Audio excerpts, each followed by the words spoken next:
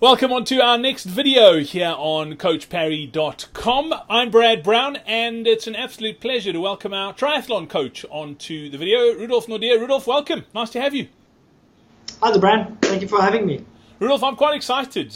We are making some big changes here at CoachParry.com. For many, many years, Lindsay Parry has been the face of everything we've done, but there's always been a pretty big team of guys and girls behind the scenes that have been doing a lot of hard work, and we want to put some of them in the spotlight and introduce you to them. And Rudolf is one of those guys.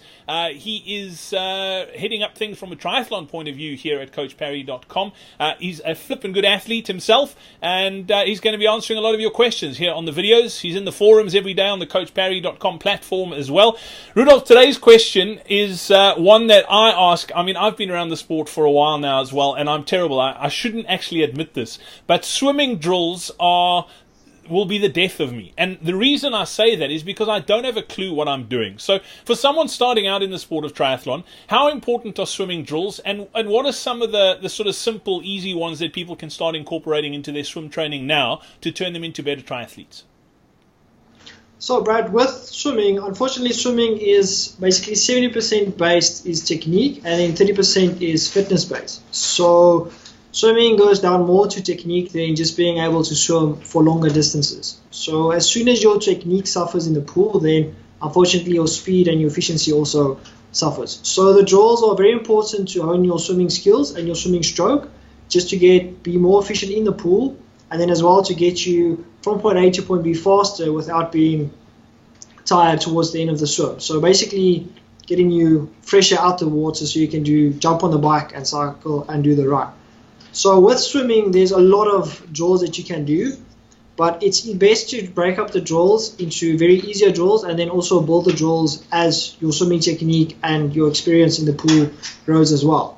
So a very simple swimming drill that you can do is just a one-arm swim, where you hold one arm in front of you at all times and you just swim using your left arm, focusing on a nice catch in a nice pool underneath the water. So you do that for one length, then swimming back the other length using the other arm, and then it's important to incorporate into your full stroke the drill that you just practiced. So then after that you'll do length of full normal swimming.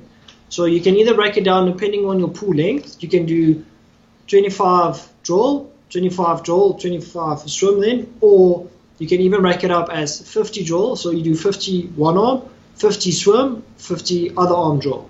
So for that's a very basic, simple drill that you can do. And then also, as you progress more into the swimming drills, you can do a 5-7-5 drill, which is 5 one arm, 7 full strokes, and then 5 strokes on the other arm. So for swimming, that's a very simple and complicated drill.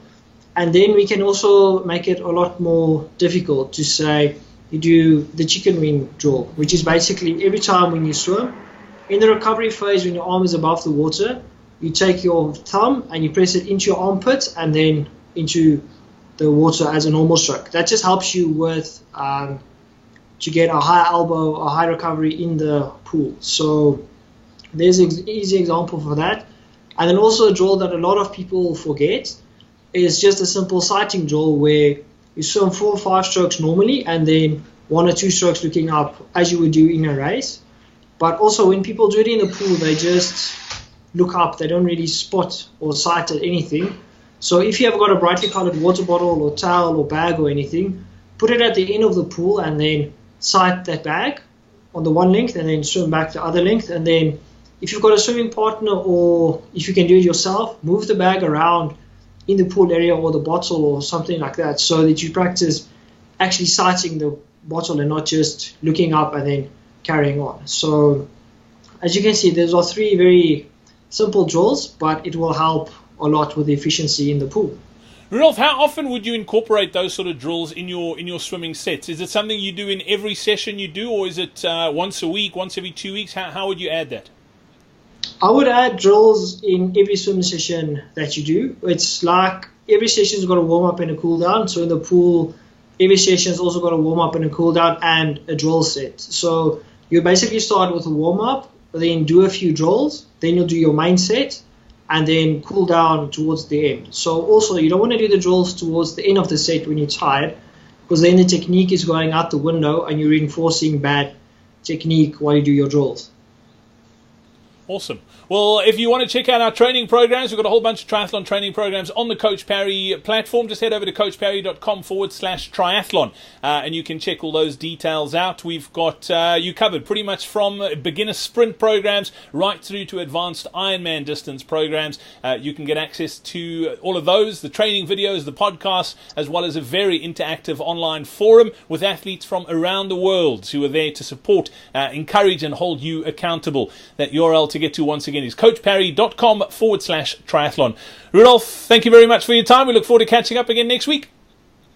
Thanks, Brad. Cheers.